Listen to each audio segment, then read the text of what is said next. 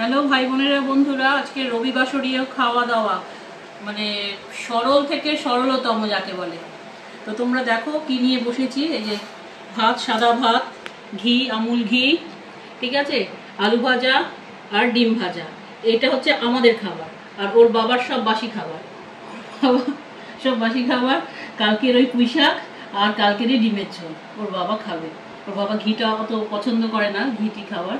তো যাই হোক, আজকে রবিবারের বাজারে আমাদের খাওয়া দাওয়া দেখো কত সরল খাওয়া দাওয়া, খুব সিম্পল। তোমরা হাসাহাসি করো না যে আবার এটা দিলাম বলে, কারণ রবিবাসরীয় লোকেরা কত ভালো মন্দ খায়।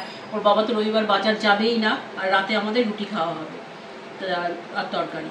যাই হোক, ভিডিওটা আজকের মতন এইটুকু, কারণ আজকে আমাদের শনি রবিবার সাধারণত খাওয়াটা লোকেরা ভালো করে, আমরা একটু কমই খাওয়া দাওয়া করি শনি রবিবারটা। কালকেই হবে, কালকে আবার পাঁঠার মাংস হবে, ওটাও তুলে ধরবো ভাই বোনেরা। যাই হোক, এইটুকু আজকে দুপুরের খাওয়া দাওয়াটা রবিবাসরীয়। ভালো থেকো, সাবধানে থেকো, লাইক চিহ্ন দিও, আর অবশ্যই সাবস্ক্রাইব করতে ভুলো না আমার এই চ্যানেলটিকে।